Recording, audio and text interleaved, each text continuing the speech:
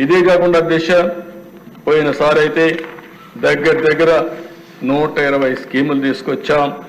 NTR baby kit కానీ, తల్లి బిడ్డ ఎక్స్ప్రెస్ కానీ, అనేక సంక్షేమాలు, బీమా 5 లక్షల రూపాయలు బీమా ఇవ్వడం, మట్టి ఖర్చులకు 10,000 రూపాయలు ఇవ్వడం, కడాను ఎవరైనా చనిపోతే గౌరవప్రదంగా వీడ్కోలు ఇవ్వాలని మహాప్రస్థానం పెట్టి డెడ్ బాడీని కూడా శ్మశాన వరకు తీసుకుపోయి గౌరవంగా అంత్యక్రియలు చేపించేదానికి శ్రీకారం చుట్టాం అధ్యక్ష. ఇప్పుడు అధ్యక్ష ఇక్కడికి వచ్చినప్పుడు మనం ఆలోచిస్తే ఈ ప్రభుత్వం వస్తానే మొదటి డెసిషన్ ఏదైతే పింఛన్లు 4,000కు పెంచాం, ఎన్టీ రామారావు గారు 30,000 రూపాయలతో ప్రారంభించిన పేదల పింఛను 4,000 రూపాయలు పెంచడం దేశంలోని మొట్టమొదటిసారి ఒకరిద్దరికి అధ్యక్ష 64 లక్షల మందికి ఇస్తున్నాం.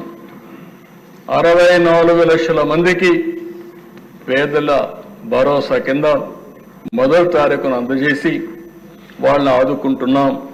ఇంకో పక్క ఎవరైతే దివ్యాంగులు ఉన్నారో వారికైతే 6,000 రూపాయలు, దేశంలో ఎక్కడా ఈ విధంగా 6,000 రూపాయలు ఇస్తున్నాం. ఇంకో పక్కన అనారోగ్యంతో బాధపడే వాళ్ళకి 10,000, 15,000 ఇచ్చి వారందరినీ ఆదుకునే పరిస్థితి తీసుకొచ్చాం. ఈరోజు అధ్యక్ష కొండే వాళ్ళందరికీ కూడా ఒక ఐడియా ఉండాలి.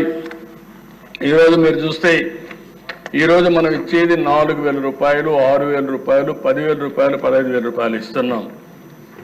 మన తర్వాత ఇచ్చేవాళ్ళు దేశంలో చాలా సంపన్న రాష్ట్రాలు ఉన్నాయి, ఆదాయం ఎక్కువ వచ్చే రాష్ట్రాలు ఉన్నాయి.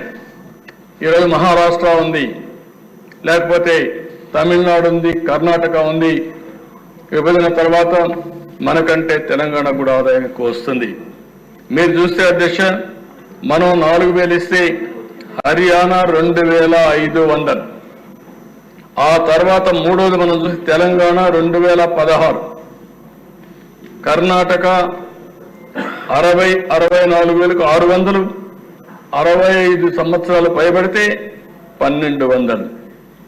ఇంకో పక్కన దేశ తమిళనాడులో 1,200.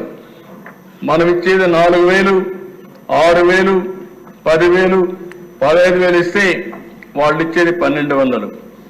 ఉత్తరప్రదేశ్ 1,000 రూపాయలు, మహారాష్ట్ర 600, గుజరాత్ అక్కడ చూస్తే 60 నుంచి 79 రూపాయలు, 60 నుంచి 79 వయసు వరకు 750, 80 సంవత్సరాలు పైబడితే 1,000 రూపాయలు ఇస్తున్నారు. అంటే ఈరోజు మనం గుర్తుపెట్టుకోవాల్సింది దేశంలో ఏ రాష్ట్రంలో జరగనటువంటి అతిపెద్ద సంక్షేమ కార్యక్రమం పేదలకు ఇచ్చే పింఛన్లని చెప్పి కూడా నేను తెలియజేస్తున్నాను.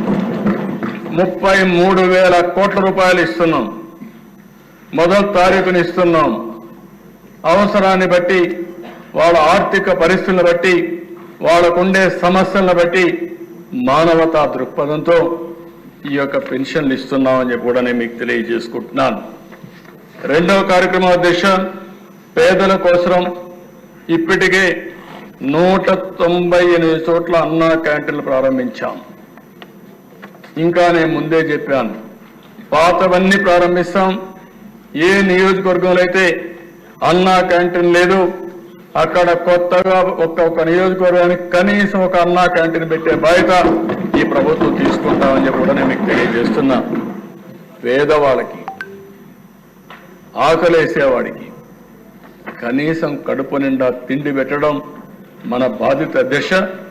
అందుకే మీరు చూస్తే అన్నా క్యాంటీన్లో బ్రేక్ఫాస్ట్ కానీ, లంచ్ కానీ, డిన్నర్ కానీ 5 రూపాయలకే ఇచ్చే ఏకైక ప్రభుత్వం ఎన్డీఏ ప్రభుత్వం ఆంధ్రప్రదేశ్ అని చెప్పి నేను మీకు తెలియజేస్తున్నా.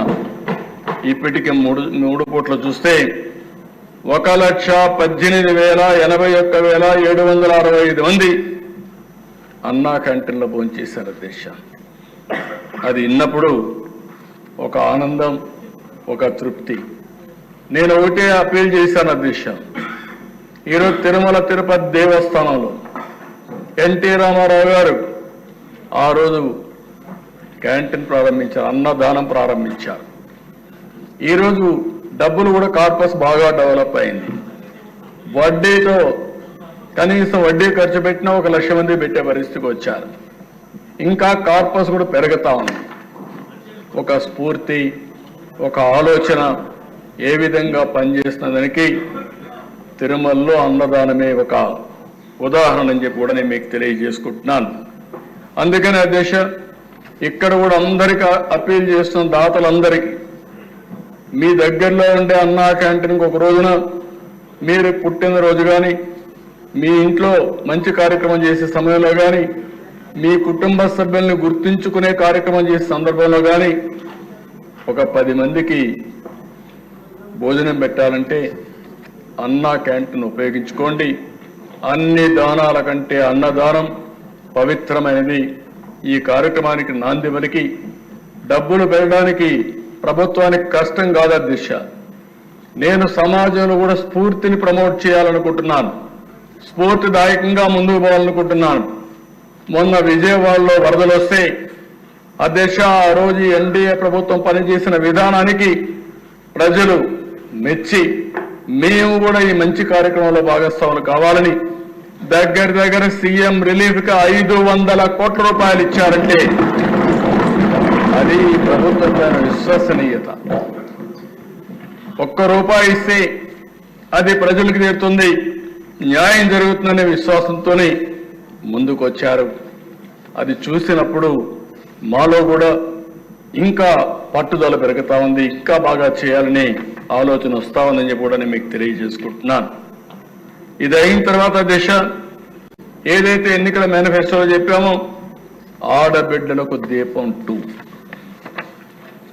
ఈరోజు ఒక విధంగా ఆలోచిస్తే చరిత్ర దిశ సమైక్య ఆంధ్రప్రదేశ్ దీపం కార్యక్రమం నేనే పెట్టా. ఆ రోజు దేశంలో ఎవ్వరూ కూడా ఆలోచించినప్పుడు మా తల్లి కష్టాలు నేను ఒకసారి ఆలోచించుకుని ఎవరైతే ఆడబిడ్డలు ఉన్నారో ఏ ఆడబిడ్డకు అలాంటి కష్టం రాకూడదనే ఉద్దేశంతో ఆ రోజు దీపం ప్రవేశపెట్టాం. ఈ దీపం యొక్క ముఖ్యమైన ఉద్దేశం చూస్తే అధ్యక్ష, ఎక్కడెక్కడో కట్టెలు తెస్తారు. ఓసారి వర్షాకాలంలో బయట ఉంటే కట్టెలన్నీ ఎండిపోతే బాగా తడిచిపోతే ఆ కట్టెలు తీసుకొచ్చి పొయ్యిలో పెడితే ఎంత పొగంటే ప్రతి ఒక్క ఇంట్లో ఒకే బెడ్రూమ్ ఇల్లు ఉంటుంది, రూమ్ ఒకటే ఉంటుంది, అక్కడే కిచెన్, అక్కడే డైనింగ్, అక్కడే పడుకుంటారు. ఇల్లంతా కూడా పొగొస్తే ఆడబిడ్డలు పడే కష్టం అవన్నీ చూసిన తర్వాత నాకు అనిపించింది.